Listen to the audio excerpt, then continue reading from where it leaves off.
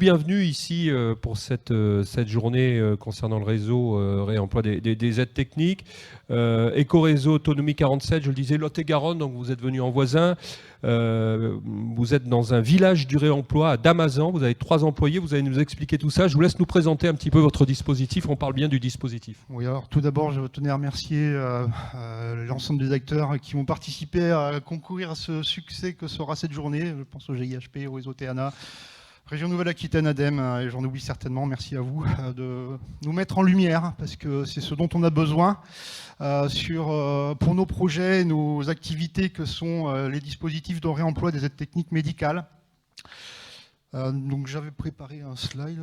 Alors, est-ce qu'on peut avoir les slides? Alors, là, ça passe par la régie, vous savez, c'est un peu le 22 à Asnières, pour ceux qui se souviennent du sketch de Fernand Reynaud. Alors, est-ce qu'on peut avoir... Ça va marcher, voilà. Ah, alors déjà, ça, c'est les 4 qui vont intervenir. Voilà, les dispositifs. Voilà, je pense que là, on est bon. On va le mettre plein écran. Okay. Plein pot, comme on dit. Donc, Éco-réseau Autonomie Lot-et-Garonne, c'est bien un dispositif donc, de réemploi et de remise en état d'usage d'aides techniques médicales qui ne sont plus utilisées, bien sûr. Nous sommes situés sur le village du réemploi à Damazan. C'est un écoparc qui a été mis en place par le syndicat d'économie mixte, syndicat de gestion des déchets ménagers du Lot-et-Garonne. Un village du réemploi qui accueille plusieurs structures de l'économie sociale et solidaire, entre autres donc, des structures de réemploi de mobilier de bureau, de recyclage et donc le dispositif Éco-réseau. Éco-réseau, le dispositif qui a été créé donc en juillet 2019 suite à l'étude du GIP Aquitaine entre 2017 et 2018 pour vérifier la faisabilité de mise en place d'un tel dispositif sur le Lot-et-Garonne. Étude qui a été donc validée par la conférence des financeurs et qui a souhaité aller plus loin et accompagner pour la mise en place du dispositif. Donc l'association a été créée en juillet 2019 et bon an mal an avec les confinements et vagues successives qu'on a connues, on a pu mettre en place l'atelier qui a été opérationnel lui en décembre 2020 et un dispositif qui a vraiment été opérationnel avec l'arrivée de l'ergothérapeute en février 2021. Donc nous sommes 3 salariés de la structure, un responsable d'atelier, une ergothérapeute et moi-même. Et pourquoi le choix d'une ergothérapeute? On l'a assez dit ce matin, il a été dit en tout cas ce matin que c'était bien le professionnel ou la professionnelle qui était la plus à même d'identifier une aide technique face à un besoin, face à un environnement, face aux capacités de la personne et à l'évolution de sa pathologie. Éco-réseau Autonomie sur l'année 2021, ça a été la mise en place de 13 points d'apport volontaires, dont 11 qui ont été installés sur des déchetteries. Déchetteries qui sont alentour de Damazan, ensuite 2 autres points d'apport volontaires en ressourcerie et 12 en déchetterie et 1 en ressourcerie. Je me mélange, mais on est bien sur 13 points d'apport volontaires. Ça a été plus de 116 collectes pour près de 1200 aides techniques qui ont été collectées avec un poids avoisinant les 22 tonnes. Donc j'ai reclassé les grandes catégories de matériel collecté, donc mobilité, repos, hygiène, transfert, donc qui correspondent aux 4 grandes classes d'aides techniques que l'on a collectées, à la fois chez les particuliers comme en établissement. On voit que la part de collecte chez les particuliers est beaucoup plus conséquente que sur les établissements. Plus des 3 quarts, ouais. Mais par contre, en termes de quantité, on a des volumes qui sont inférieurs chez le particulier, mais davantage qualitatifs plutôt que l'établissement où ça va être du quantitatif mais avec une qualité moindre. Sur l'année 2021, c'est 12,5% de matériel qui ont pu être reconditionnés, avec 28% qui sont encore en stock avant d'être repassés par l'atelier.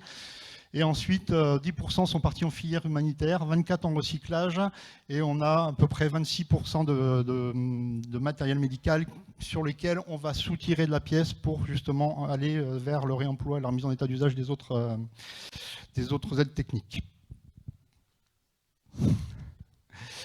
Au niveau de l'intervention d'Éco-réseau, donc on est bien à l'échelle départementale. On couvre l'ensemble du département, que ce soit au niveau des collectes ou que ce soit sur l'activité ergothérapique. Par rapport aux collectes, nous avons donc des conventions qui sont en place avec les comités de communes, le syndicat Valorisons, le centre hospitalier Marmande-Tonins également, Le SMICTOM, l'agglomération d'Agen, l'AFDAS et d'autres communautés de communes, Régie du Lot et CCLG. Concernant les partenaires qui concourent aussi également au réemploi et à la collecte, nous avons un deuxième qui est un distributeur de matériel médical avec qui on travaille à la fois sur la récupération de son matériel dont il n'a plus besoin ou plus d'utilité, avec Albatros qui est un fabricant sur Port-Sainte-Marie, donc de coques spécifiques adaptées à la morphologie de la personne. Les pharmacies, la SEML du Confluent, donc là on est plus sur un volet insertion qui nous a aidé au démarrage de l'activité par rapport aux collectes. Et ensuite AIMA, pas autonomie, pour la filière humanitaire. Humanitaire, ouais. On a parlé effectivement d'autonomie ce matin, ils ont aussi ce volet-là. C'est ça. Alors on continue. Donc notre modèle économique, donc vous avez bien compris, nous n'avons pas d'espace magasin, showroom. En fait, le meilleur espace showroom, c'est bien l'ergothérapeute. On ne désire pas faire de la vente en direct avec des clients, parce que cet aspect économique, c'est pas ce qui nous intéresse le plus. Nous, quand on intervient au domicile, c'est bien pour l'accompagnement de la personne, des bénéficiaires, leur maintien à domicile, le maintien à domicile ou retour à domicile de personnes en sortie d'hospitalisation. Parce que c'est vraiment l'intervention de l'ergothérapeute, la valeur ajoutée et la pierre angulaire du dispositif, elle est bien là. C'est pouvoir adapter le matériel en fonction du besoin, de l'environnement et des capacités de la personne. Donc ce n'est pas uniquement les personnes âgées, enfin, vous ne l'avez pas précisé, mais ça peut être aussi... Donc effectivement, on était sur un dispositif qui devait être plus axé sur les plus de 60 ans, mais en fait on ne s'exclut aucun champ du handicap, parce que tout le monde a le droit de bénéficier d'un accompagnement, quel qu'il soit, et d'accéder plus facilement en tout cas à des aides techniques médicales. Notre modèle économique repose à la fois sur de la vente et de la location. On privilégie davantage la location que la vente. Pourquoi ? Parce que quand on va reparler de l'économie de la fonctionnalité, le temps d'usage, on est à peu près dans cette même logique, à savoir en louant du matériel, si le besoin évolue, on peut sans surcoût pour la personne changer le matériel, le récupérer et recirculariser du coup le matériel, et on est dans cette logique d'économie circulaire. D'autres petites choses qui se mettent en place, donc on a de la maintenance, vente de pièces, de rechange, on a fait également de la formation par le biais grâce à l'ergothérapeute. On en parlait ce matin aussi, où la formation, l'information à l'usage des aides techniques est essentielle, parce que sinon, comme disait M. Parra, ça finit au placard ou dans une autre pièce et on ne s'en sert pas. Ce qui est donc toute l'utilité de l'aide technique n'est pas optimisée. Et ensuite, des ateliers aidants proches également pour apporter un peu de répit à ces personnes-là, grâce à des petites aides techniques du quotidien qui permettent d'améliorer aussi leur intervention auprès de leurs proches. Donc l'accompagnement ergothérapie, comme je disais, qui est la pierre angulaire du dispositif Ecoréseau, c'est près de 60 bénéficiaires qui ont pu être accompagnés sur l'année 2021. Qui représente 116 visites, que ce soit domicile ou établissement. On considère à peu près 2 visites minimum pour aboutir à un accompagnement. Des fois, c'est beaucoup plus, 4-5 visites, notamment sur de l'accompagnement pour l'acquisition de fauteuils roulants électriques, où là, on a quand même une complexité dans cet accompagnement par rapport à vérifier les capacités cognitives de la personne pour en tout cas accéder plus tard à un fauteuil roulant électrique. Surtout que je pense que des fois, il faut aussi modifier le domicile, tout simplement. Je pense au fauteuil électrique, il y a des endroits où ça passe pas, ou jouer aussi là-dessus, en plus du matériel. Ça fait partie de l'intervention de l'ergothérapeute de bien vérifier que effectivement le matériel préconisé puisse être adapté. Alors vous l'avez certainement vu, pour ceux qui me suivent sur LinkedIn, avec des Lego, on fait des miracles. On peut faire des petites rampes. Et c'est génial. Donc ne jetez pas vos Lego, on les récupère, on fait des rampes. Tout se recycle. Tout se recycle, absolument. Donc voilà, nous, ce qu'on souhaite encore améliorer dans à l'avenir pour 2022, c'est aussi être référencé par le Prado, qui est un parcours d'accompagnement du retour à domicile. Ça permet, en amont de l'hospitalisation, de pouvoir prévoir sa sortie, et Ecoréseau trouverait sa place dans ce dispositif aussi pour pouvoir aller avant l'hospitalisation, faire de la préconisation précoce pour que ensuite la personne retourne à domicile après l'intervention et que tout soit aménagé pour son retour. C'est aussi un projet de prévention itinérante des risques de chute à domicile. Donc là, je crois que ça fait partie d'un plan de l'ARS, on a parlé ce matin. Voilà, donc là on s'intègre, c'est un petit dossier qu'on avait dans les tiroirs qui sort juste après le plan anti-chute qui est sorti là, fin février 2022. Et ce petit dossier qui était dans le tiroir a tout son sens, notamment avec la possibilité d'intervenir en multipartenariat avec le SDIS 47 et d'autres structures publiques ou pas, ou privées, pour justement couvrir les 5 axes de la prévention des chutes à domicile, qui est un gros problème de santé publique actuellement. Nos partenaires, donc les professionnels de santé, ce sont aussi les assistantes sociales de l'ensemble des dispositifs, que ce soit le conseil départemental par le service APA, la MSA, les CCAS, la plateforme territoriale d'appui. Ce sont aussi les ergothérapeutes de la MDPH 47 qui sont vraiment accaparés du dispositif et de la possibilité de faire prendre en charge par le conseil départemental l'acquisition ou même la location de matériel issu du réemploi. Ils ont compris qu'il y avait un double intérêt, c'est augmenter plus rapidement la prise en charge de la personne avec un suivi ergothérapique et aussi avec des coûts abordables pour la MDPH. Et ensuite d'autres établissements, donc l'ADAPT qui est un service de rééducation pour polytraumatisés, handicap, hospitalisation au domicile et centre de soins de rééducation. Suite. Ah non, c'était le dernier. Merci pour votre attention. Merci Alexandre Chéneux. On peut vous applaudir. Déjà, ça va nous tenir éveillés. Restez peut-être là. Alors, je ne sais pas, est-ce qu'il y a eu des questions? Là, je demande à Mathilde et Greta. Non, pas pour l'instant. Alors, si vous avez des questions, vous pouvez les poser en direct ou par l'appli. Vous prenez le micro, tout simplement. Non, une fois, on est vraiment sur le début de l'après-midi. À moins que vous ayez tout dit, c'est possible. Je crois pas. C'était clair. Je vois rien qui s'allume, donc pour l'instant, voilà, on va voir. Moi, j'avais 2-3 questions quand même. On n'a pas parlé de la typologie un peu de votre département. C'est un département où la population est quand même assez âgée. C'est aussi la raison d'être de vous être installé là. Comment vous avez choisi le lieu? Il y avait déjà un espèce d'écosystème, votre village là, du réemploi qui existait, c'est ça? Ça, c'est fait justement partie de toute l'étude qui a été menée par le GIHP en 2017-2018, donc identifier les partenaires, mettre en synergie des acteurs locaux. Donc on a l'UNA-SAD 47, l'UNA 47, Union nationale de l'aide du soin à domicile, pour la partie médico-sociale. Il y avait également donc, cette compétence gestion déchets, économie circulaire par le syndicat Valorisons. Et ensuite, il y avait un modèle, un aspect insertion, donc, notamment avec la SEML du Confluent. Je ne m'exclus pas à moyen terme d'aller vers l'insertion parce que je pense que si on veut augmenter et faire face à un flux de production, on aura besoin de ressources humaines, notamment sur la partie réemploi. Mais bon, pour le moment, on n'y est pas encore, mais en tout cas, c'est quelque chose qui reste aussi à l'étude. Concernant, alors j'en ai pas parlé, j'ai pas vu la slide passer, je vais peut-être oublier, la typologie on est un territoire rural, hein, voilà, c'est ça, oui. On est quand même une forte ruralité. Et que ce soit pour les collectes ou pour les interventions ergothérapiques, on s'est rendu compte que finalement, plus de 70% des interventions se passaient en milieu rural.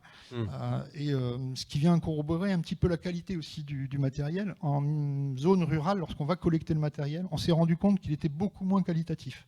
Alors pourquoi? Certainement, enfin moi c'est l'explication que je donne, c'est que sur la ruralité, le milieu rural, il y a beaucoup moins d'accompagnement, que ce soit pour le renouvellement du matériel, par rapport à des prescriptions, au même titre qu'on n'a pas d'accompagnement ergothérapique ou très peu en zone rurale, à l'opposé de ce qu'on peut avoir en milieu urbain ou en sortie d'hospitalisation. Il y a une prise en charge précoce qui fait qu'il y a une meilleure couverture et une meilleure accessibilité aux aides techniques médicales. Donc, moi, ça me va très bien parce que justement, on parle des zones blanches. En téléphonie, mais pas que. Pas que, désertification médicale, etc. Oui. Et si on peut mettre en avant que le dispositif va aussi dans ce sens-là pour permettre la couverture et l'accompagnement en zone rurale, moi, ça me va très bien. Est-ce que vous pensez avoir accès à tous les gisements? Je parle en termes d'information. On a vu ce matin que les choses n'étaient pas forcément toutes connues. Est-ce que vous pensez avoir un petit peu informé tout le monde, quoi? Non. Faut être honnête, les vecteurs de communication sont compliqués. Bon, c'est pas faute de faire des petites émissions de radio, de passer aux bonnes heures où on est à l'écoute en prenant son café, mais c'est compliqué. Ce qu'on retient souvent du dispositif, hein, comme je vous dis, c'est un dispositif quand même qui est relativement complexe, parce qu'il y a cette partie accompagnement. Ce qu'on retient du dispositif, c'est réemploi des aides techniques médicales. On s'arrête là, et c'est dommage parce que le dispositif ne doit pas être une finalité, mais bien un moyen pour justement permettre d'améliorer en tout cas l'accessibilité aux aides techniques médicales, que ce soit pour les personnes âgées ou en situation de handicap. Ce dispositif, il faut vraiment que l'ensemble des professionnels, ce réseau qu'on est en train de constituer aujourd'hui, demain, avec d'autres acteurs présents, il faut que les ergothérapeutes puissent s'en accaparer et essayer de sortir de cette notion de devoir de réserve par rapport à une activité économique. Parce que c'est bien les ergothérapeutes qui pourront mettre à disposition le matériel. Ensuite, pour l'avoir vécu, je sais pertinemment que les gens, avec un accompagnement ergothérapique de qualité, que ce soit du réemploi, vont aller vers la structure de réemploi pour en faire l'acquisition ou en tout cas la location. Aujourd'hui, c'est quoi les freins? On a vu ce matin, c'est l'utilisateur qui est un peu réfractaire à utiliser de la seconde main sur du matériel comme les fauteuils roulants, non? C'est quoi le... Non, il n'y a pas de frein de ce côté. C'est plutôt la difficulté à porter à la connaissance du public, du particulier ou même des professionnels l'existence du réseau, du dispositif. Alors j'entendais ce matin que, je ne me rappelle plus son nom, l'ergothérapeute qui est intervenu, préférait solliciter les distributeurs parce qu'il y avait par derrière... Madeleine Alecki, ouais, il y avait un suivi, il y avait la maintenance, etc. Mais c'est vrai aussi pour le dispositif de remise en état d'usage. Nous avons la capacité d'intervenir très rapidement par rapport à une sollicitation. C'est ce qui fait d'ailleurs la qualité de notre service et la renommée du dispositif également. On n'a pas le droit de laisser attendre. Il faut vraiment être très réactif et intervenir. Pour une panne sur un lit médicalisé ou sur un fauteuil releveur ou autre, c'est catastrophique pour la personne. Dernière question sur les EHPAD et les établissements de santé. Est-ce que ça fonctionne bien? Est-ce qu'ils vous connaissent? Ils savent qu'ils vont... Ce qu'on a vu ce matin avec l'ADAPI, qu'ils ne savaient pas à qui donner son matériel, quoi. Alors ils nous connaissent bien pour les dons, mais pas que. Parce que ça marche dans les deux sens. Il faut que ça aille dans les deux sens. Mais maintenant, il faut y aller vraiment précautionneux, de façon tout douce. Parce qu'une sollicitation de 55 EHPAD sur le Lot-et-Garonne pour Ecoréseau, nous, on n'aura pas la capacité de le faire. Ouais. Donc autant apporter sur une phase expérimentale. On le fait sur un établissement qui fait partie d'un groupement de 4. On est sollicité pour de la location de matériel bien spécifique qui répond à un besoin particulier à un instant T. Et c'est très bien comme ça. Je n'ai pas la prétention de pouvoir fournir... Ne pas grossir trop vite, quoi. Voilà. Je n'ai pas la prétention de mettre 40 fauteuils roulants demain pour un établissement. Mais par contre, être sollicité parce qu'il y a un besoin, parce qu'il faut un double main courante, parce qu'il faut une propulsion podale, ou etc. Oui, ça, on peut le faire, on sait le faire. On sait très bien le faire. Très bien, merci Alexandre Chéneux pour votre présentation Ecoréseau Autonomie 47. Je regarde une dernière fois, mais il n'y a pas de questions. Mais bon, c'est bien, on a fait le tour un petit peu du sujet. Je vais appeler Catherine Salmon qui va vous succéder ici. Vous êtes... vous voulez parler de là? Oui, vous préférez? Comme vous voulez. Oui, parce que j'aurai un petit problème d'aide technique pour voir ce qui a marqué sur l'écran. Okay. Et je suivrai de là. Ah là, vous l'avez, bon, très bien. Alors, écoutez, pas de souci. Je précise que vous êtes chef de service à la recyclothèque, ici en Gironde, montée par le GIHP. Le GIP, comme j'ai appris qu'on disait ce matin. Voilà, donc on va insister avec vous sur le couplage entre l'économie circulaire et tous ces sujets d'ergothérapie et d'établissements sanitaires et de santé. Donc voilà, je vous laisse la parole et puis après je pense qu'on aura des précisions à vous demander. Et pour les diapos? Pour les diapos, vous faites un grand signe comme ça. On fait ça à l'ancien. Vous voyez, ça marche, c'est formidable, ça marche tout seul.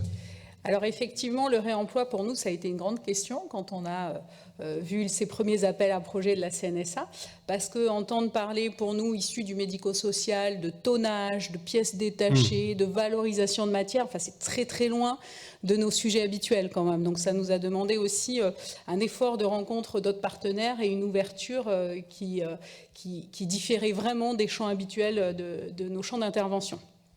Parce que vos champs d'intervention, au départ, c'était uniquement le médico-social, quoi. En gros, pour nous, l'objet de toutes nos actions, de tous nos services, c'est améliorer la qualité de vie des personnes en situation de handicap, dans leur situation de vie personnelle, professionnelle, dans leurs loisirs. C'est ça l'objet de nos missions.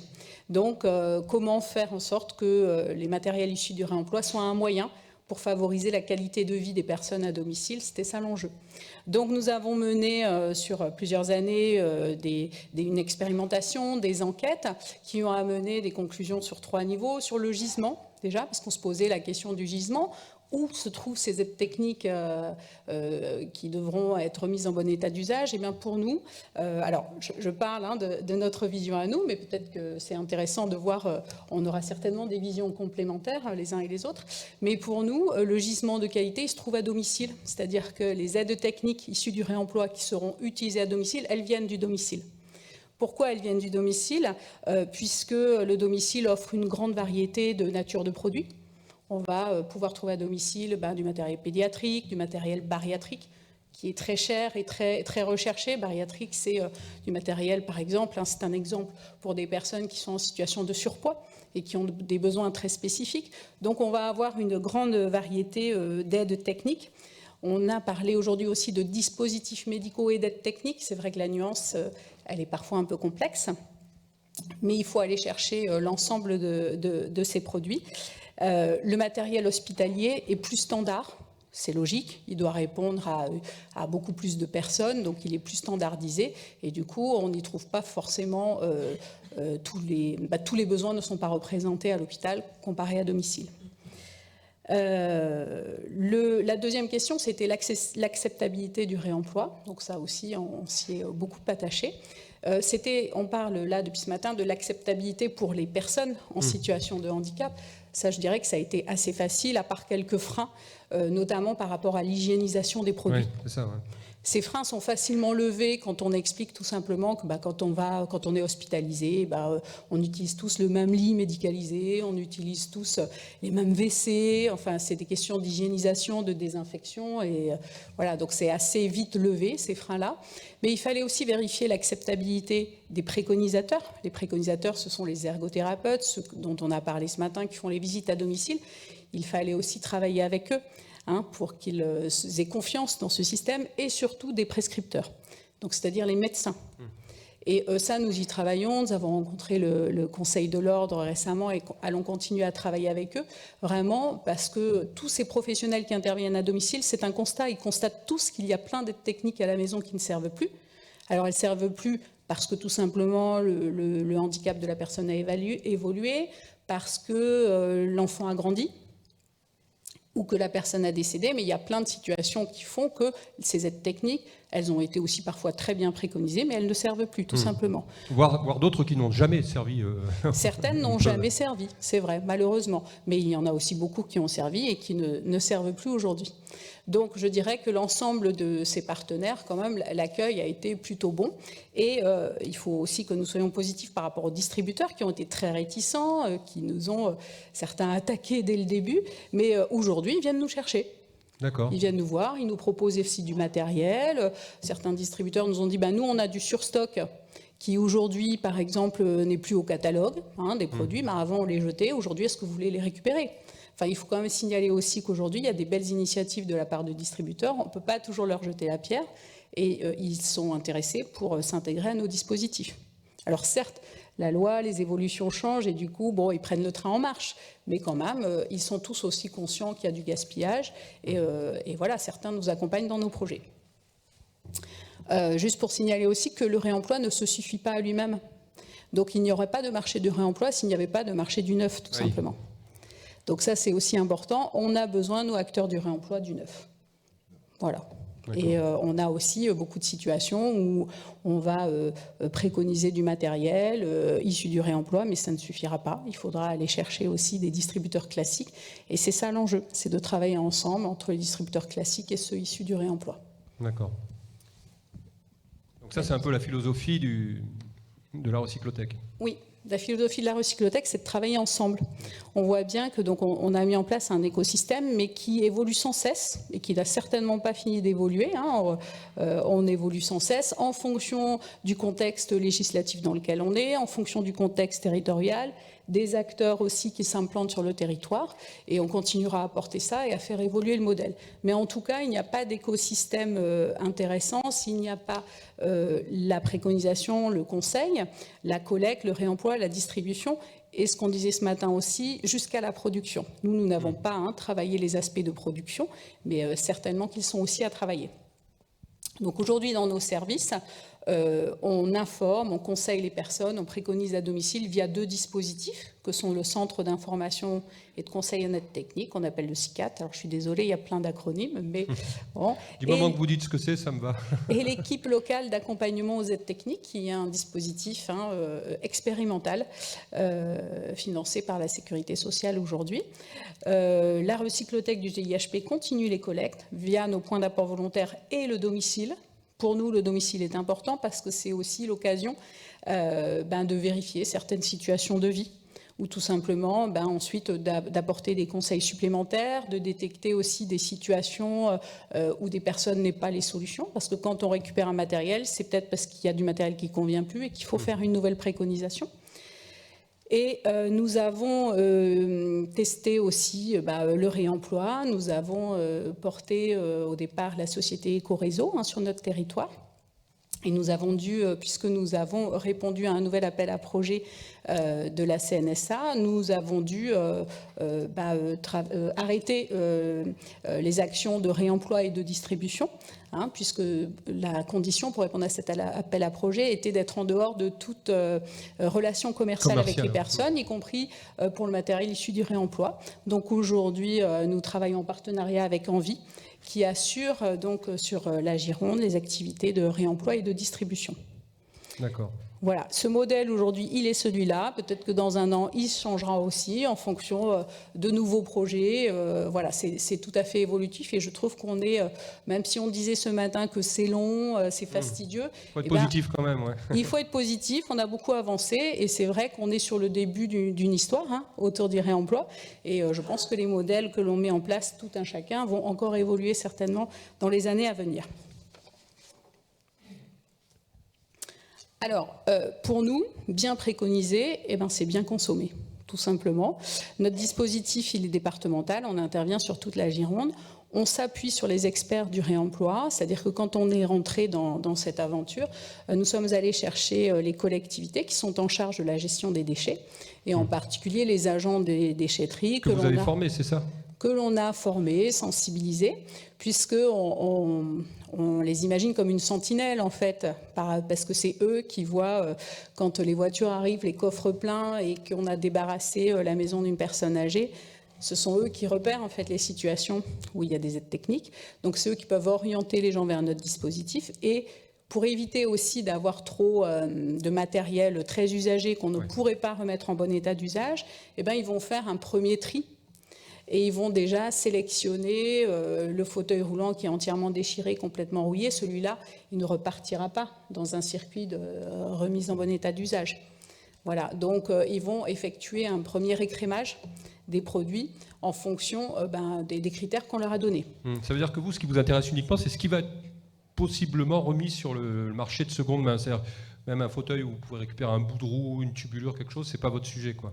Alors c'est pas notre sujet, ça dépend parce on peut valoriser ces matières. En tout cas, c'est pas nous qui nous le ferons, mais pour nous, ce qui est important, c'est de donner des compétences aux différents acteurs du territoire pour rentrer dans ce modèle vertueux du réemploi des aides techniques. Donc former les agents qui tous les jours voient des aides techniques qui arrivent dans leur déchetterie, c'est quelque chose de très intéressant pour nous aussi. Ensuite, c'est un dispositif qui informe, conseille et préconise, mais on l'a vu ce matin dans la vidéo par une ergothérapeute à domicile qui a accompagné la personne.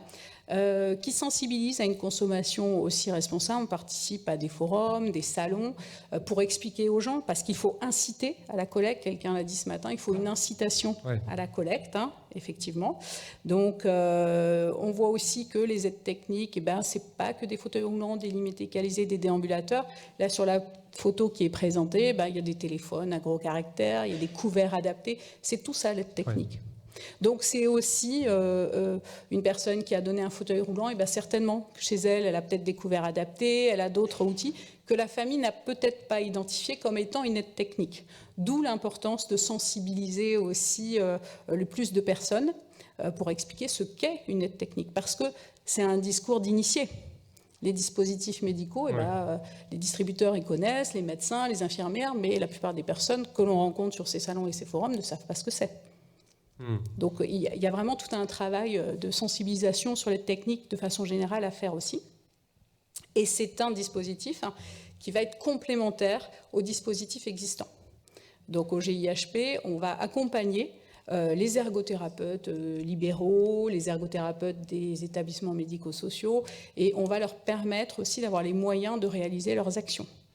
Parce que tout ce qu'on se dit depuis ce matin, il faut des ergothérapeutes, mais il faut aussi, non pas des moyens de fonctionnement pour payer les ergothérapeutes, mais il faut qu'ils aient aussi des moyens pour avoir des aides techniques. Et bien souvent dans les structures, il y a des ergothérapeutes, mais qui sont démunis face aux aides techniques. Donc nous mettons à disposition les aides techniques que nous avons sélectionnées pour nos équipes, bien sûr, mais aussi pour les ergothérapeutes de Gironde qui viennent, comme Madame Aleki qui a témoigné ce matin, qui viennent emprunter pour leurs bénéficiaires les aides techniques.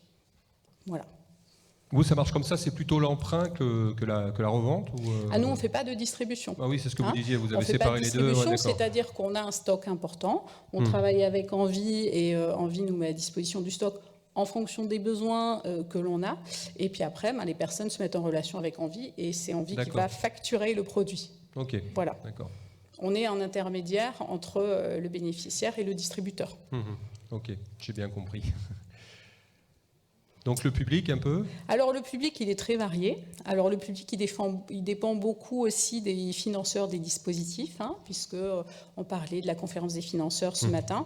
La conférence des financeurs va pouvoir financer des actions pour les personnes de plus de 60 ans, et le dispositif Éclate, qui est financé par la Sécurité sociale, concerne toutes les personnes. La plus jeune personne qu'on accompagne a 16 mois, et la personne la plus âgée a 107 ans.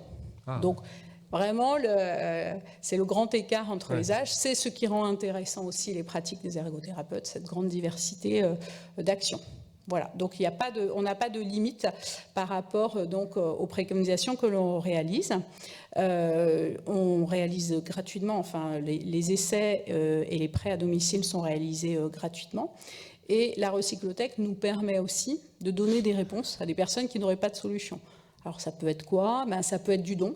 On est sollicité par des travailleurs sociaux, par aussi des tuteurs qui vont nous solliciter pour une personne qui n'a pas de droit ouvert, qui sort de l'hôpital, les droits ne sont pas encore ouverts, il faut vite une aide technique en urgence.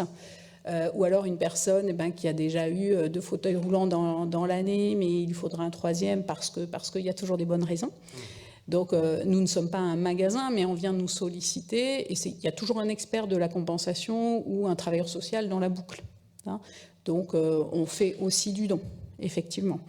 On fait du don, on met du matériel à disposition pour des gens, par exemple, qui sont en fin de vie, et pour qui l'utilisation du matériel, malheureusement, est-ce que ça vaut le coup de solliciter un financement sécurité sociale alors que malheureusement il reste que quelques semaines. Enfin voilà, c'est des situations particulières. Des prêts en attendant quelque chose, c'est-à-dire quelqu'un qui va déménager parce que la salle de bain n'est plus adaptée, peut-être qu'on peut prêter quelque chose le temps que la personne change de logement. Quand c'est bien tracé, on ne peut pas faire un prêt sur 3 ans parce que le matériel, on ne le récupérera pas, bien sûr, mais des prêts assez courts, mais qui vont permettre de passer un cap et de répondre à une situation.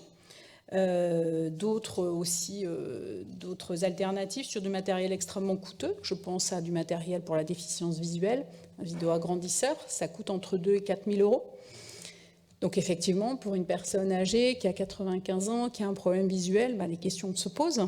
Aujourd'hui, il n'y a pas d'acteurs du réemploi qui travaillent sur ces aides électroniques. On en a parlé aussi avec Envie, que faire de tous ces matériels coûteux que l'on récupère. Donc pour l'instant, nous, on le met à disposition gratuitement, on le prête sur de la longue durée, mais certainement, c'est vrai qu'un acteur du réemploi pourrait s'intéresser à ces aides électroniques qui sont extrêmement coûteuses et qui intéressent beaucoup les personnes. Voilà, on fonctionne avec, on voit sur ces petites images qu'on a du matériel de réemploi, on a des showrooms, mais là encore, pour donner un côté positif sur les distributeurs, on a aussi beaucoup de distributeurs qui nous font des prêts de matériel gratuitement pour que l'on l'utilise aussi avec les bénéficiaires de nos services. Alors les indispensables pour travailler sur toutes ces actions, on a mis en place un catalogue tout simplement sur lequel on a toutes les aides techniques qui sont disponibles. On a un petit onglet sur notre catalogue sur lequel sont indiquées les aides techniques issues du réemploi. Donc c'est pas une surprise pour les personnes, c'est ou du réemploi. Là on parle de l'essai, hein, on ne vend rien. Et voilà, il y a des aides techniques, c'est bien précisé. On a aussi un logiciel de gestion de stock, c'est souvent largement oublié dans les dispositifs médico-sociaux, mais effectivement, mettre du matériel en essai en presse, ça s'appelle faire de la logistique. Ça veut dire livrer, récupérer, tracer les produits, savoir quand un produit a été prêté tant de fois, il faut refaire de la maintenance dessus. Donc il y a tout un circuit logistique à mettre en œuvre et ça, c'est parfois éloigné de nos pratiques médico-sociales. Avoir un parc d'essai, c'est aussi pouvoir bénéficier de prestations de nettoyage, désinfection, maintenance. Donc ça, on travaille avec Envie sur ces aspects-là, qui réalisent la maintenance de notre parc de prêt. Et nous mutualisons également l'ensemble de nos moyens humains avec les autres services de GIHP. Que je comprenne bien, le matériel qui est prêté par vos soins peut être ensuite acheté à Envie. Tout à fait. Mais tout à fait. Le matériel qu'on vient d'essayer, s'il convient, hop, Ce ne sera pas forcément, ça dépend, puisque dans nos stocks, dans notre parc de prêt, on a du matériel qui nous appartient, qu'on a acheté, du matériel qui nous a été donné via la recyclothèque par des distributeurs, donc ce n'est pas forcément du matériel à vendre. Mais après, c'est Envie qui se charge de la vente et du suivi après, parce que tout le SAV dont on parlait ce matin, effectivement, les distributeurs du réemploi assurent aussi le SAV produit dès qu'il y a une vente avec les mêmes garanties, bien sûr, que les distributeurs de matériel neuf. On continue. Depuis l'origine, on est quand même soutenu par l'ensemble des acteurs qui ont été présentés depuis ce matin. Effectivement, nous n'avons pas d'autonomie par rapport à ces dispositifs. La conférence des financeurs nous accompagne depuis le début, notamment par rapport à nos dépenses de fonctionnement. Et l'ADEME et la région Nouvelle-Aquitaine nous ont accompagnés par rapport aux investissements liés à la collecte. Parce que collecter, c'est avoir un local, avoir des racks de stockage, avoir un camion, enfin c'est tous ces aspects-là qui sont très importants. Aujourd'hui, pour l'ensemble des préconisations, c'est donc le dispositif Éclate dont nous parlions tout à l'heure, qui est un dispositif financé par la Sécurité sociale.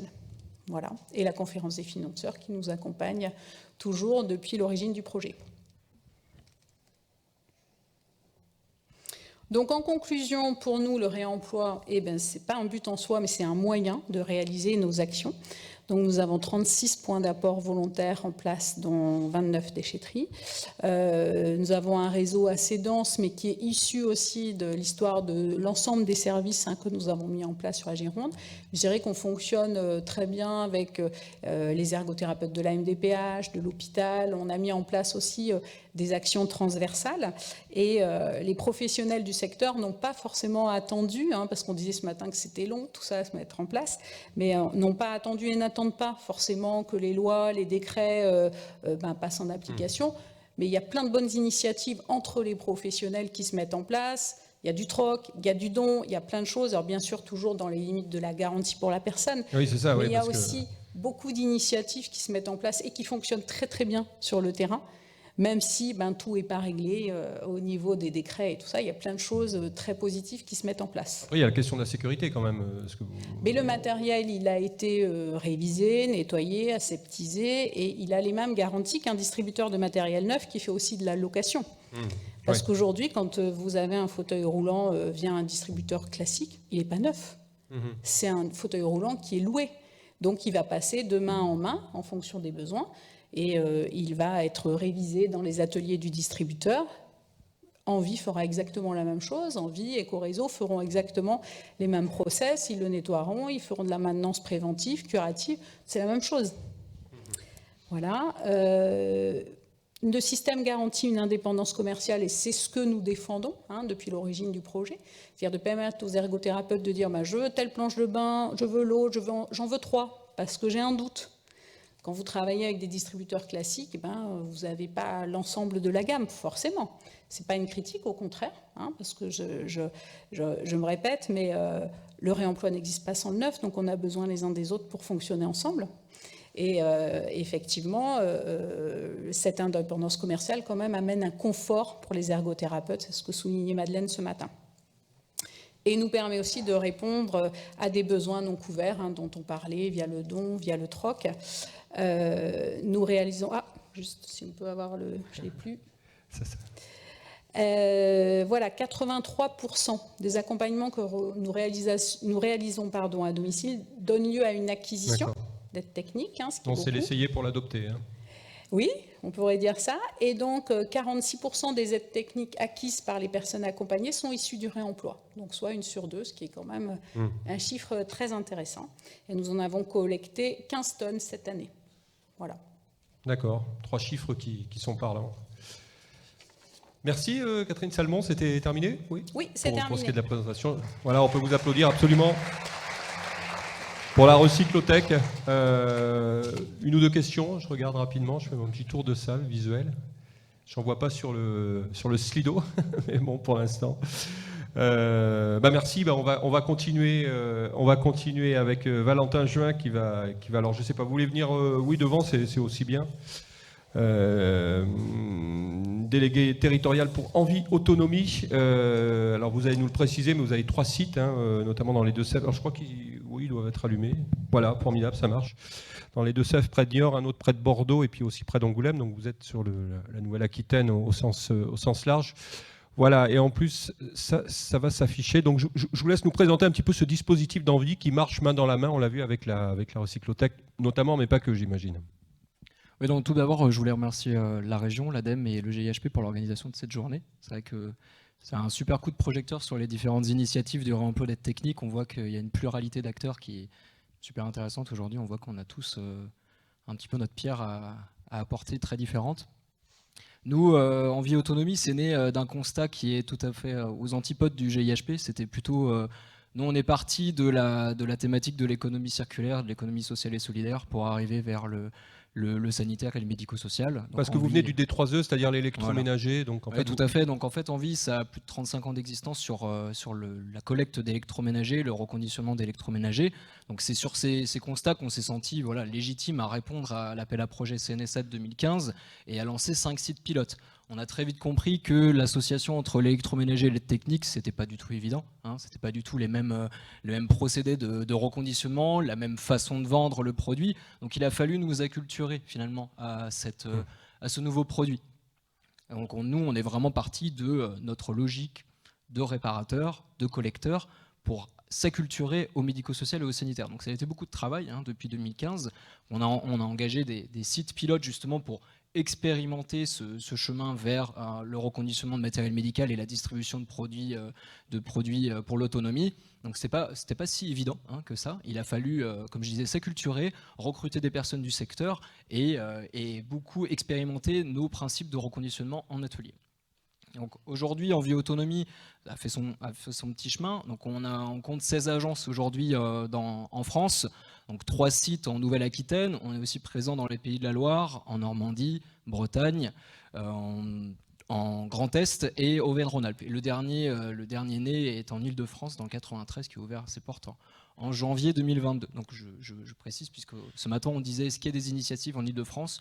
Il y en a une, soyez pas trop pressés, on a juste les 4 murs pour l'instant, on n'a pas encore d'atelier. Ensuite, que dire ? Donc nous, le but, c'est très similaire à ce que propose aujourd'hui Ecoréseau. Donc nous, on est là pour collecter du matériel médical, reconditionner du matériel médical et le distribuer à des particuliers, à des établissements de santé, sanitaire et médico-social. Aujourd'hui, nous, on part d'un constat finalement. En fait. On avait remarqué qu'il y avait des difficultés d'accès aux aides techniques. Ça, c'est un constat qui est partagé largement au niveau national et on voit que le rapport de Normandie, Cécile Chevalier, a mis le focus sur ça, une difficulté d'accès à du matériel médical pour des raisons économiques, pour des probabilités d'accessibilité du matériel médical. Mais en même temps, il y avait un énorme gaspillage de matériel médical. Donc on voyait qu'on marchait un petit peu sur la tête, finalement, puisqu'on manquait de matériel médical, mais il y en avait qui dormaient dans les placards. Donc c'est sur ce constat, nous, qu'on a essayé de lancer ce projet social de collecte, de remise en état d'usage, des aides techniques et de distribution, qui a une spécificité par rapport à la Recyclotech et de Alexandre Chéneux et Corézo, et que nous, on a un vrai projet social d'inclusion par l'emploi, où on va recruter des personnes en situation de fragilité économique, éloignées de l'emploi, pour les faire travailler au sein de nos ateliers et les former à un métier qui est forcément aujourd'hui pas évident, celui de technicien en matériel médical. Il n'existe aujourd'hui aucune formation de réparateur en matériel médical, c'est du travail empirique de terrain, d'années d'expérience chez les distributeurs. Donc nous, on propose aujourd'hui à des personnes éloignées de l'emploi d'être formées à ce métier ou à un autre métier s'ils le souhaitent. La suite, voilà. Voilà, donc ça c'est un petit peu le panel d'activités de chez Envie Autonomie, sachant qu'aujourd'hui les 16 agences en France sont sur le même schéma, exactement le même copier-coller finalement des différentes activités. Donc la collecte, 2 gisements de collecte de matériel médical, je ne fais que répéter puisque les initiatives se ressemblent finalement, les particuliers, les établissements sanitaires et médico-sociaux, voilà, les 2 grands gisements aujourd'hui, ou certaines collectivités, les 2 grands gisements de matériel médical aujourd'hui en France. Du tri du matériel médical, donc nous on effectue effectivement un tri pour vérifier si le matériel il est aux normes, il est conforme, s'il y a un marquage CE dessus, très important pour la remise en état d'usage et sa distribution, respecter que le matériel médical soit toujours homologué et n'ait pas été finalement sorti des radars puisqu'il y avait une alerte météo-vigilance sur ce produit par exemple. Donc, on fait très attention à ce tri. On récupère, on stocke une partie qui va partir en production et une autre partie qui sera démantelée pour l'utilisation de pièces détachées. Et le matériel médical qui sera non conforme, on va avoir une filière humanitaire. Pour ça, on le redit, AIMA qui justement est venu collecter aujourd'hui du matériel médical au sein de notre établissement d'Ambarès. C'est du matériel médical qui est tout à fait en état d'usage, mais qui ne pourra pas être remis sur le marché français. Voilà. Mais pour autant, il peut resservir. Et enfin, le reste du matériel qui est inexploitable part dans des filières de recyclage avec des éco-organismes. Au titre de ferraille ou de plastique, aluminium, etc. Voilà. Ça, c'est de la revalorisation de matière, finalement, de ces produits-là. Ensuite, les dispositifs passent en atelier. On a des ateliers de remise en état d'usage des aides techniques, avec des process nationaux qui ont été... chaque appareil est démantelé à 90%, réparé, nettoyé en profondeur, et suit une fiche de production qui est très détaillée et qui suit les normes des fabricants. Nous, on va pas du tout venir interférer sur le produit d'origine, il reste en état, il sort comme s'il sortait d'usine d'un fabricant, finalement, neuf. Vous n'allez pas le customiser. On ne va pas customiser. Voilà, on va pouvoir ajouter certains équipements en fonction de la demande, en fonction de la pathologie, mais nous on ne vient pas modifier le produit d'origine, il sort comme s'il sortait du fabricant, finalement. Donc il passe dans ces ateliers de réparation, comme je disais, démantelés 80-90%. On nettoie de fond en comble ces aides techniques et ensuite on va les hygiéniser avec un principe de vapeur sèche. C'est un produit qui s'appelle le Sanivap. C'est ce qui aujourd'hui garantit l'aseptisation quasi totale de l'appareil, tout en respectant certaines sécurités de l'usager qui va manipuler la machine. Parce que ça reste que de la vapeur, il n'y a pas de produit chimique. Derrière, on garantit l'hygiénisation à 99,99% du produit. Voilà, donc une fois que le produit il est passé finalement en atelier, il a été produit, il part dans un circuit de distribution, soit par de la vente, de la location, sachant qu'on peut aussi faire des prêts d'une semaine gratuitement pour vérifier que le produit soit finalement adapté aux usages d'un particulier ou d'un établissement. Donc on sait l'obligation qu'il y a à venir tester, essayer du matériel médical. C'est pour ça que nous on propose ces prêts-là avec... Si on dépasse cette semaine de prêt gratuit, on peut aller sur de la location à petit prix. Et derrière, si finalement la personne l'essaye 2, 3, 4 semaines, on va venir faire une remise commerciale sur l'achat final de ce dispositif. Voilà, pour vérifier que le dispositif soit bien adapté. On a parlé plusieurs fois de l'importance de l'ergothérapeute dans cette démarche. Est-ce que vous fournissez, alors je ne sais pas si le terme est bien juste, mais une prestation qui permet à quelqu'un, un spécialiste, d'aller chez le futur client, le patient, voir que c'est ce matériel-là et pas un autre qu'il lui faut? Justement non, et je pense que c'est ça qui nous distingue de ce qu'on a entendu avant. Nous, on n'a pas d'ergothérapeute au sein d'Envie Autonomie, ou alors les ergothérapeutes qui sont recrutés chez Envie Autonomie n'ont pas la casquette d'ergothérapeute. Ils sont conseillers techniques. Nous, on cherche à distinguer vraiment la préconisation de la distribution. On voit qu'il y a un biais commercial à venir faire du conseil en ergothérapeute pour vendre du matériel. Nous, on se distingue comme simplement un outil à disposition des évaluateurs, des préconisateurs et des prescripteurs de matériel médical. Et on est là simplement comme une offre de distribution de matériel médical reconditionné complémentaire à ce qui existe chez un distributeur classique, finalement. Donc nous, on n'a pas d'ergothérapeute, on laisse le soin aujourd'hui à l'offre sanitaire, médico-sociale, de faire la préconisation, de faire la juste prescription de ce matériel médical et de venir passer commande finalement chez Envie Autonomie. C'est pour ça que nous, on travaille très bien avec le GIHP. Finalement, on a trouvé une certaine complémentarité dans les deux dispositifs, à savoir, eux sont spécialisés de la préconisation, de l'évaluation au domicile. Nous, alors, on a des conseillers techniques qui sont là, qui sont expertise polyhandicap, qui peuvent adapter un produit, l'équiper, mais on va jamais venir se substituer à un ergothérapeute, à un infirmier, ou à un kinésithérapeute par exemple. On est vraiment dans la complémentarité. A priori, la personne qui a besoin du matériel ne vient pas directement chez vous, elle passe par une association, il y en a quand même qui viennent chez vous. Et dans ce cas, est-ce que le risque, c'est pas de prendre quelque chose qui ne sera pas forcément adapté?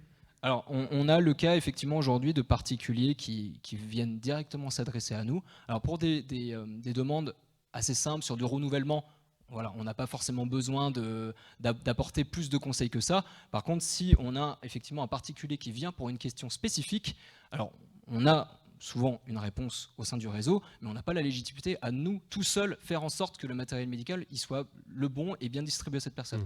On va tout le temps venir avec cette offre complémentaire, justement, sanitaire, médico-sociale du territoire, pour faire une logique croisée de distribution. D'accord, je vous laisse poursuivre, il y a d'autres slides à voir, je crois qu'il y avait une vidéo à la fin. Oui, il y aura une vidéo rapidement. Ensuite, là, les engagements, donc nous, c'est les conseils et l'assistance. Donc, comme je disais, on repose beaucoup sur l'offre médico-sociale existante, mais nous aussi, on apporte un conseil, on apporte justement le fait d'équiper, de régler les fauteuils, par exemple, pour nos clients. Le délai, aujourd'hui, c'est un avantage concurrentiel, c'est que aujourd'hui, quand on est distributeur un petit peu classique, on est soumis à des délais de livraison qui peuvent être de plusieurs semaines, voire de plusieurs mois. Nous, l'avantage qu'on a aujourd'hui, c'est la disponibilité immédiate du dispositif, puisque chaque demande est liée à un appareil qu'on a en stock finalement. Donc, à partir du moment où il y a eu la demande, soit d'un particulier dans l'établissement, il passe en production, il est disponible sous 48 à 72 heures. Donc ça, c'est quelque chose qui permet d'accélérer la mise à disposition des aides techniques. Le prix, on l'avait déjà évoqué, c'est 50 à 70% du prix d'origine neuf. Donc derrière, il y a une vraie utilité pour diminuer le reste à charge d'équipements onéreux ou pour des doubles équipements qui, eux, ne seront pas pris en charge par la sécurité sociale. La livraison à l'installation, qui est réalisée par nos soins. Et ensuite, la garantie et le service après-vente. Donc nous, on garantit les matériels et les pièces détachées 2 ans. C'est ce qui se fait aujourd'hui sur le matériel neuf. Donc on a exactement la même garantie qu'un distributeur classique. Est-ce qu'ici, il n'y a pas du matériel de seconde main, vous êtes prêt à vendre du neuf ou c'est pas non, du pas tout votre sujet? Nous, on est dans cette logique complémentaire. On a envie de dire que si un client, un établissement a besoin de neuf, qu'il aille chercher ça chez un distributeur qui fait déjà du neuf. Voilà, on travaille en lien avec ces gens-là. Et par contre, eux, les distributeurs qui souhaitent avoir accès à du matériel médical reconditionné pour satisfaire une demande de clientèle aujourd'hui qui est grandissante, par contre, eux nous passent commande du matériel directement chez nous pour qu'ils soient eux directement vendeurs aussi de leurs produits et qu'ils gardent un petit peu leur étiquette. Ok. Voilà, donc nous on est présent dans trois départements en Nouvelle-Aquitaine, donc à Azel-Brûlé dans les Deux-Sèvres, à L'Île-d'Épagnac en Charente, et donc à Ambarès et la Grave en Gironde. Donc on a ce qu'on appelle 2 outils, un outil complet, c'est un grand atelier de production, un grand atelier de stockage, surface de vente qui est présente dans le 79 et dans le 33, et on a ce qu'on appelle des outils légers, donc c'est des petites vitrines médicales accoudées d'un atelier pour justement faire ces services après-vente, ces maintenances-là.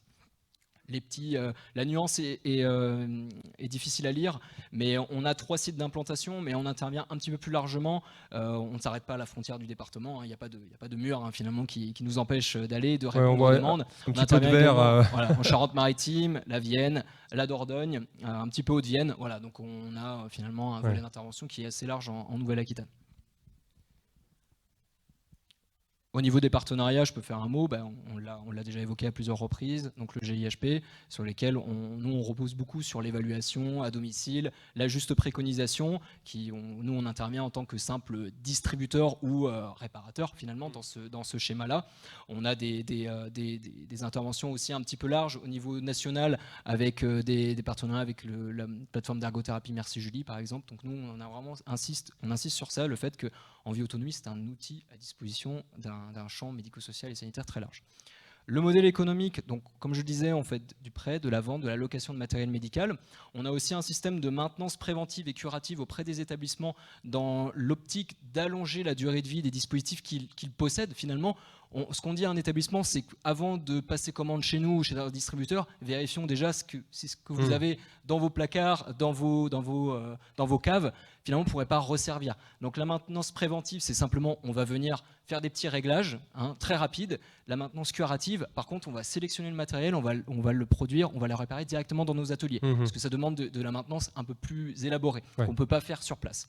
L'autre biais, c'est l'autre volet de prestation, c'est le nettoyage et l'aseptisation. Alors en temps de Covid, c'est quelque chose qui est très demandé dans les établissements sanitaires, notamment entre deux résidents, quand le matériel passe d'un usager à l'autre, ils nous demandent systématiquement de l'hygiéniser, de l'aseptiser. Donc c'est des prestations qu'on réalise. Les réparations à domicile, également auprès des particuliers, puisque finalement, quand on a en sa possession un fauteuil qui a plus de 2 ans, qui n'est plus garanti, on se dit, en fait, on aimerait juste réparer ce produit-là plutôt que d'en acquérir un autre.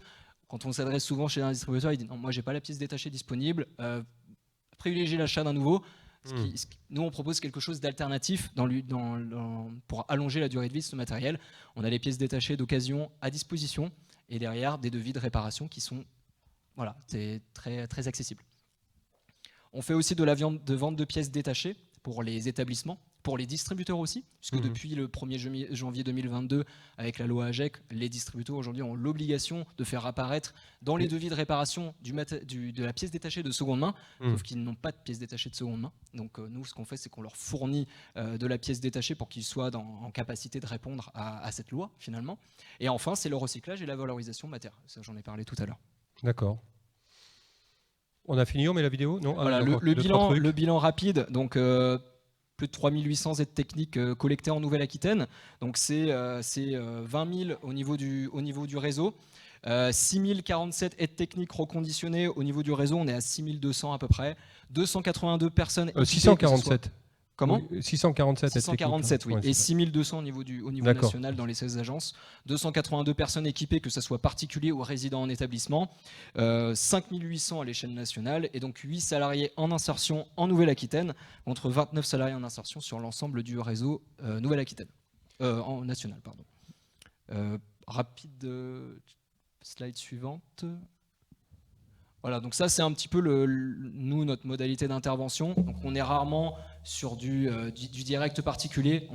Ce que je veux dire dans ce schéma, c'est qu'on s'insère véritablement avec les évaluateurs, MSA, CARSAT, avec la PTA. Donc on est vraiment un outil à disposition de tout ce genre-là. Et ça c'est de la redite de ce que j'ai dit tout à l'heure. Et enfin, on a une petite vidéo de témoignage qui est représentative du spectre justement de nos clients, que ce soit des particuliers, que ce soit des ergothérapeutes en situation libérale ou en établissement, ou directement des établissements sanitaires médico-sociaux. Donc je laisse la vidéo se lancer. Est-ce que le son va marcher ? Je crois. Alors tout d'abord, je tiens à dire que je ne connaissais pas du tout En vie d'autonomie et je suis donc allée visiter leurs ateliers où j'ai découvert effectivement des professionnels très investis, du matériel de qualité. On pense voir arriver du matériel reconditionné, mais finalement, dans l'état dans lequel il arrive, on ne voit presque pas forcément la différence avec du matériel neuf. Il y a toujours un suivi régulier, puis c'est surtout le conseil.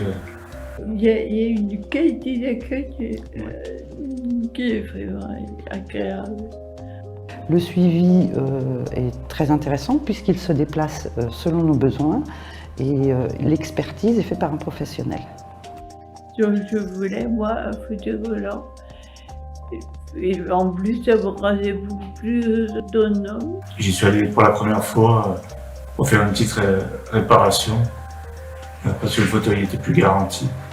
Nous avons des lits à changer pour l'année prochaine. Nous avons donc déjà programmé d'autres achats, comme des lits douches aussi et des fauteuils. La principale raison, c'est déjà de pouvoir réutiliser du matériel qui est encore utilisable très longtemps, plutôt que de le gaspiller et de le mettre au rebut.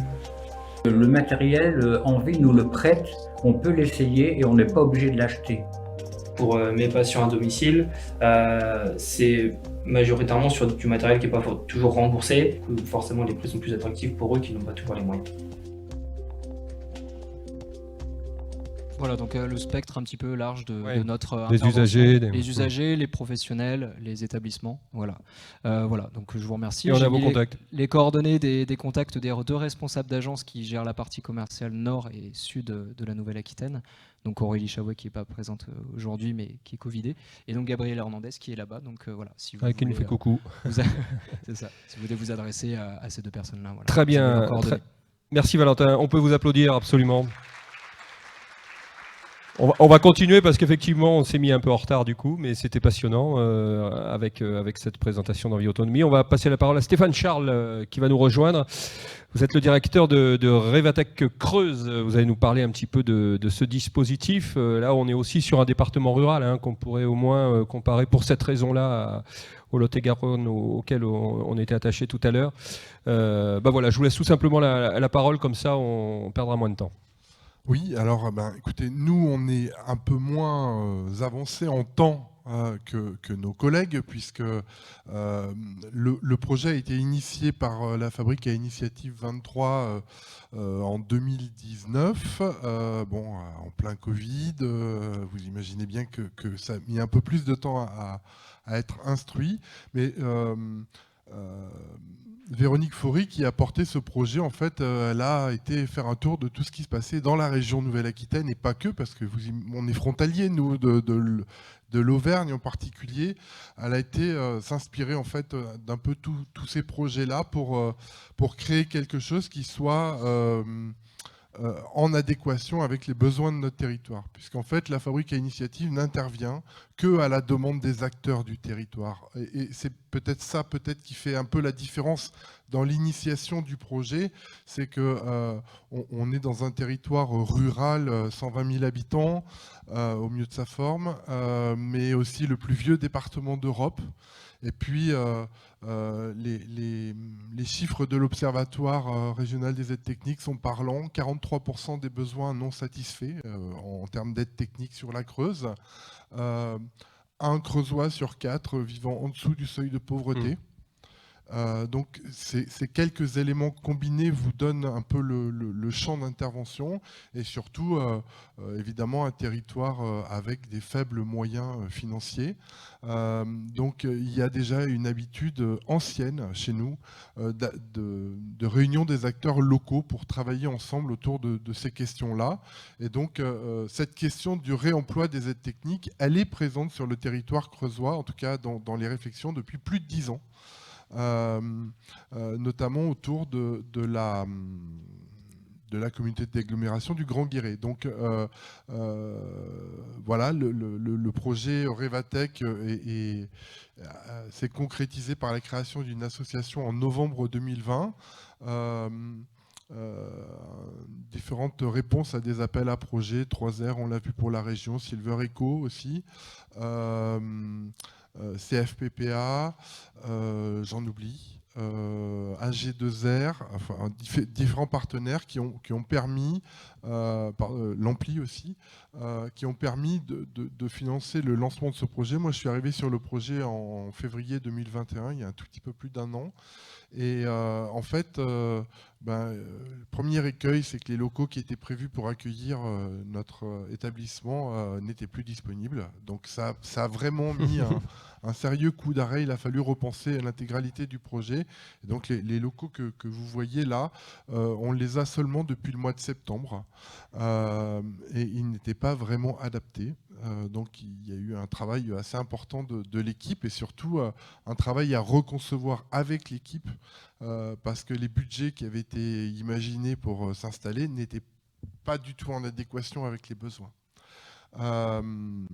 L'équipe au mois de septembre s'est vraiment constituée puisque sont arrivées 2 personnes, Julie en charge de la mise en place du réseau de collecte, et puis Jean-François comme valoriste et futur encadrant technique, et donc le chantier d'insertion, lui, est opérationnel et effectif depuis le 1er février, donc c'est vraiment on est tout neuf, hein, les premières aides techniques ont été, on va dire, distribuées mi-janvier.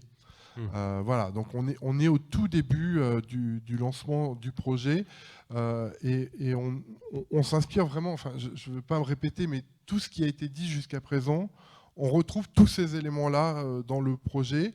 Simplement, un écueil, le projet a été pensé dans sa globalité, à la fois sur comment on gère des aides techniques reconditionnées, comment on les collecte, comment on les distribue, mais aussi comment on fait avancer la question de la distribution des aides techniques et donc de l'évaluation. Et tout ça, c'était un projet global, sauf que il faut effectivement distinguer ce qui est le conseil et l'accompagnement de la distribution. Ce qui nous a amené, et notamment parce qu'avec des acteurs du territoire, on souhaitait répondre à l'AMI Éclate, à dissocier les 2 activités au sein de Revatech. Donc Revatech, mais on va dire que c'est en vie. Voilà. Et puis le volet Recycle Tech, c'est un CICAT qui a été créé au 24 juin dernier. Alors ça m'amène à évoquer qui sont ces 2 associations. Donc Revatech, c'est d'abord une association qui a vocation à devenir une SIC, une société coopérative. Et j'insiste sur le mot coopératif parce que c'est vraiment conçu comme ça. C'est-à-dire on juxtapose, on crée des coopérations entre des petits et des grands acteurs, mais qui respectent la taille de chacun des acteurs. Parce qu'il ne s'agit pas que les petits se fassent absorber par les gros, mais plutôt, j'ai souvent l'habitude de dire que ce projet-là, eh bien, il est là pour boucher les trous dans la raquette et pas pour en remettre une couche. Voilà, on est vraiment là pour venir s'insérer, répondre à des problématiques qui aujourd'hui ne sont pas satisfaites sur notre territoire parce que les acteurs sont là. Et donc, le Revatech, qui sont les membres de Revatech? Eh bien, pour l'essentiel, ce sont les établissements de santé creusois, le conseil départemental qui s'associe évidemment à ce dispositif, les syndicats de collecte d'ordures ménagères. Voilà, ce sont ces membres-là. Et puis le CICAT, j'ai oublié des membres très importants là-dedans, qui sont les services à domicile. Voilà, c'est vraiment le noyau dur des membres de Revatech. Et puis les membres du CICAT, bien, on retrouve les mêmes, mais on en rajoute quelques-uns. Le syndicat creusois des pharmaciens, en tant que syndicat, puisque du coup ils ne sont pas distributeurs, la PTA, l'HAD qui est porté chez nous par un établissement privé. Voilà, ce sont encore une fois les acteurs, la MDPH, ils ont tous déjà été cités. Il se trouve qu'en fait, 120 000 habitants, on est proches les uns des autres chez nous. Hein. Donc, ou alors il y a de l'espace entre vous aussi. Oui, aussi, mais en tout cas, les décideurs sont assez près les uns des autres et ce projet-là, il émane vraiment de ce dispositif-là. Donc aujourd'hui, Revatech, c'est 10 salariés. Alors, soit directement salariés par la structure, soit mis à disposition par d'autres structures parce qu'on mutualise aussi des postes. Donc par exemple, pour que ça soit pertinent avec notre territoire, on a besoin d'un conseiller en insertion professionnelle sur le chantier d'insertion, sauf qu'on a 0,2 ETP. Donc vous imaginez bien que recruter en Creuse c'est compliqué, mais à 0,2 ETP c'est impossible. Donc on mutualise ce poste-là. On a une ergothérapeute pour le moment dans l'équipe de Revatech, parce que comme je vous ai dit, ce projet a été financé dans son intégralité. L'ergothérapeute, elle va migrer vers le CICAT. Elle est mise à notre disposition par un groupement d'employeurs médico-social qui lui-même réunit les acteurs creusois. Et puis, on essaye de se répartir la tâche. C'est-à-dire que le CICAT, il a vocation aussi à intervenir sur la formation des aidants, soit les proches aidants, soit les aidants, soit les aidants professionnels. Sauf que cette mission de formation des aidants professionnels, c'est une mission du GEMS. Donc, on ne va pas venir se substituer à eux, mais on va travailler en coordination. Ça, c'est vos visuels grand public Alors, en fait, je ne sais pas si on peut les avoir plein écran. On a, Alexandre évoquait tout à l'heure, la difficulté d'installer la structure dans le paysage et de la faire connaître territoire. Surtout. Ouais, voilà. Ça, de la faire connaître. Nous, je dois dire que c'est assez étonnant, mais Julie, chez nous, il n'y a que des moutons à 5 pattes, il faut le savoir, c'est la Creuse. Et donc, il se trouve que Julie, non seulement elle a une très grande compétence dans l'organisation de la collecte, mais surtout, qu'est-ce qu'on fait des matériaux ? Parce qu'on est devenu l'opérateur unique des aides techniques recyclées en Creuse. C'est-à-dire que ce qu'expliquait Catherine tout à l'heure sur le fait de avoir les affiches en plein écran, là, je m'adresse à la régie, chez nos amis là-haut, parce que c'est vrai que ça vaut le coup de... Catherine tout à l'heure sur le fait de former dans chacune des déchetteries les agents de déchetterie pour qu'ils trient. Chez nous, ça, c'était pas concevable. Donc, en fait, les syndicats, il y en a 7 pour un tout petit territoire comme nous. Je peux vous dire qu'il faut cravacher pour travailler avec eux. Mais ils nous ont dit, vous voulez pas plutôt devenir l'opérateur unique ? Toutes les aides techniques, elles s'en vont chez vous. Et donc, du coup, travailler avec les éco-organismes, c'est finalement bien plus simple, parce qu'on est un seul opérateur pour tout le monde, un seul interlocuteur. Et donc, Julie, c'est le mouton à 5 pattes, parce que chaque matériaux qu'on collecte, qu'on trie, qu'on démonte, et donc du coup qui à ce moment-là deviennent du déchet, donc s'en vont au recyclage, eh bien, il y a des filières qui sont organisées pour ça. Et c'est pas si simple à mettre en place. Et donc ces visuels, c'est quoi là ? J'y viens parce qu'elle est aussi notre chargée de communication. Et ça a été essentiel dans ce projet-là. C'est-à-dire que on a réussi à imposer très rapidement sur notre territoire le fait que on pouvait distribuer du matériel, mais surtout on pouvait récupérer du matériel. Et donc on essaie de trouver un moyen efficace de communiquer. Alors c'est des petits posts Facebook, c'est cela. Donc ça, voilà, c'est les 3 premières personnes qui sont venues nous voir. Et donc on s'est dit, comment on communique sur eux ? Alors on a l'agrément sécurité sociale depuis le 1er mars. Donc c'est vraiment tout neuf, mais notre outil de gestion, il n'est pas encore là. Donc là, on intervient dans des sollicitations directes. On n'est pas encore dans le mode de la préconisation. C'est vraiment, on vient sécuriser ou apporter des aides techniques. Arlette, c'est une dame de 93 ans dont les enfants se partagent, on va dire, la garde. Et donc, quand on déplace Arlette, il faut déplacer beaucoup de matériel. Et donc, un des enfants est venu nous dire, moi, je ne peux pas déplacer un fauteuil roulant. Est-ce que vous avez un fauteuil roulant qui corresponde à des éléments techniques qui étaient précis, vus par notre ergothérapeute, mais où on a pu répondre à la demande. Arthur, sortie d'hospitalisation, opération du dos. Voilà, il avait besoin d'outils simples pour pouvoir continuer à être à son domicile.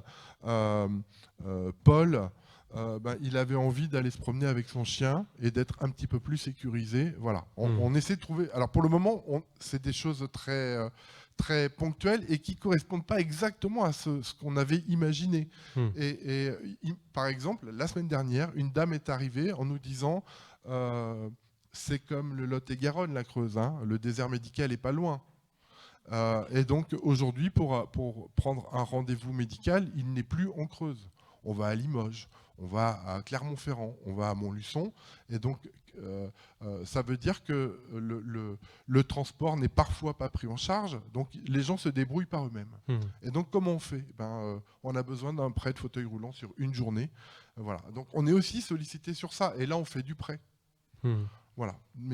Donc, maintenant il faut trouver comment on sécurise ce modèle, parce que on est à la croisée des chemins. On a un outil de production qui est opérationnel, mais on n'a pas encore un outil de distribution qui est, lui, opérationnel. Et donc, effectivement, les aides financières de la région très importantes, de l'ADEME, de la CFPPA, eh bien, il faut qu'on trouve des modèles. Et pour nous, l'idée du réseau TEANA, c'est essentiel. Parce que vous voyez bien que dans notre projet, on s'est nourri de ce qui se faisait ailleurs pour construire quelque chose qui soit adapté à notre territoire et aux acteurs de notre territoire, à trouver un modèle commun de construction.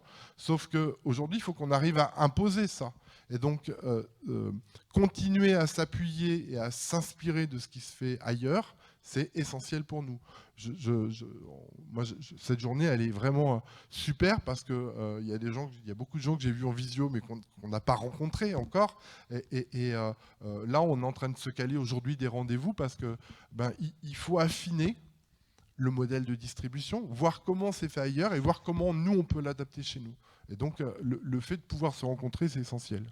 Est-ce qu'on peut avancer ? Je pense que j'ai... voilà. Donc, bon, on est comme les autres. On a un réseau de points de collecte. On a un réseau d'établissements membres. Ça donne une carte de l'état où on en est aujourd'hui. C'est... Alexandre parlait de 55 établissements. On est à 48 sur la Creuse. On est à peu près dans le même schéma. Mais on essaie aussi de s'appuyer sur des acteurs importants que sont la Mutualité française. On essaie de trouver des contacts des contacts importants, parce qu'il y a un moment où construire notre modèle économique, distribuer en faisant du prêt, c'est bien, mais on voit bien que les aides techniques d'occasion ne sont pas suffisantes pour mettre en place l'outil. Donc on a besoin de constituer un parc de matériel neuf, mais sauf que la location, ça ne suffit pas. Et les outils aujourd'hui de prise en charge ne sont pas suffisants. Donc aujourd'hui, de quoi on a besoin? D'investisseurs, c'est clair, qui viennent nous aider pour acheter un parc de matériel neuf. Donc nous, il y a un petit peu la région qui est intervenue là-dessus, un petit peu AG2R aussi qui vient là-dessus, la CFPPA, et on essaie de... J'ai envie de dire que tout est ouvert dans les modèles de construction. Et puis, une des autres missions qui a été confiée à notre structure, à Revatech, alors je dis Revatech, mais vous voyez bien qu'on a clarifié clairement sur le papier quelles étaient les missions de Revatech, quelles étaient les missions du SICAT. Mais comme on n'est pas en phase de production, je vends encore les deux, entre guillemets. Mais il est clair que le SICAT, il va être totalement indépendant de Revatech, et que la manière dont va se construire le SICAT, ça, c'est pas encore clair pour nous. Mais on s'appuie vraiment sur les outils locaux, et donc il se trouve qu'en Creuse, eh bien, on a entendu que le rôle des ergothérapeutes était important, mais en Creuse, on a un réseau d'ergothérapeutes, c'est-à-dire il y a une vingtaine d'ergothérapeutes pour l'essentiel en établissement, parce qu'il y a un seul ergothérapeute en Creuse, en libéral. Mais en fait, ils ont un réseau sur lesquels ils partagent des choses. Et donc, aujourd'hui, ils sont pleinement impliqués dans notre projet pour identifier. Aujourd'hui, on est en train d'identifier quels sont nos besoins en matière d'aide technique dans le parc de matériel neuf. Donc, voilà, ils sont là-dessus. Est-ce qu'on peut juste, pas de chance, vous passer le dernier? Je veux juste rajouter une chose. Allez-y. En fait, une des missions qui nous a été confiée, c'était celle de comment on travaille sur... l'acceptabilité des aides techniques. Alors, on a vu, on a entendu différentes expérimentations. Nous, on a proposé de créer des outils dématérialisés par rapport à ça. Et donc, on travaille avec une SIC qui est installée à Guéret, qui s'appelle InnoVillage. Un des sociétaires d'InnoVillage, c'est Legrand. Et donc, ils travaillent beaucoup sur les questions de domotique, par exemple les t-shirts connectés, etc. Et nous, en fait, on leur a dit, on veut travailler avec vous pour créer quelque chose sur comment on facilite cette acceptabilité. Donc, on est en train de développer une appli sur tablette ou sur smartphone, à destination des professionnels, plutôt des ergothérapeutes, mais pas seulement. On a vu ce matin que dans la phase d'acceptabilité, il y a le moment où on amène le matériel à domicile pour commencer à faire des essais. Nous, on se dit qu'il y a encore un temps nécessaire avant. Il faut que les gens se fassent à l'idée de l'aide technique, et donc sans y être directement confrontés. C'est-à-dire, c'est l'idée du pas de côté. Quand c'est pas nous, on est un peu plus, comment dire, on est un peu plus susceptible de l'accepter. Donc notre idée, c'est d'avoir un catalogue d'aides techniques virtuel, en 3D. En 3D, voilà. Et puis, avec la tablette, on amène cette aide technique dans votre environnement pour vous montrer, par exemple, quelle place le lit médicalisé va prendre. Donc, cet outil-là, on est en plein développement. Là, on en est à des choses... c'est pas du tout mon univers. C'est très compliqué pour nous parce qu'on n'a pas le même langage. Donc, entre des ingénieurs... développeurs, etc. Vous avez piqué ça aux cuisinistes, non? Oui, mais on y pense parce que on a cette appli-là avec ce catalogue. Il y a un deuxième outil qui est la question de l'adaptabilité du logement, et pas en construisant du neuf, mais en faisant avec une maison traditionnelle de chez nous, qui est souvent une maison traditionnelle rurale, pas du tout adaptée aux aides techniques. Et puis le troisième volet qu'on a mis de côté pour le moment, mais qui sera intégré dedans, c'est comment on utilise cette appli en termes de formation pour les aidants. Voilà, donc c'est les trois volets. Donc aujourd'hui, on finance ce développement-là avec de la Silver Eco de la région, avec AG2R aussi qui a mis un peu la main à la pâte sur cette question-là, parce qu'il y a d'innovation sociale. L'idée, c'est le premier pas, c'est les premiers jalons, qu'on construise quelque chose qui peut évoluer. Donc, financement public, utilisation gracieuse. Ça, c'est vraiment la règle. Et c'est le CICAD qui va... on va juste avoir la connaissance de qui l'utilise. Il suffira de demander. Donc, on va rentrer à partir de, je pense, l'été, en phase d'expérimentation. Donc, on va avoir besoin, sur les territoires, de Nouvelle-Aquitaine, parce que ça en y tient, d'essayer cet outil pour voir s'il est pertinent. Alors, je rajoute une petite chose, c'est que en fait, il a vocation à être interactif. C'est-à-dire,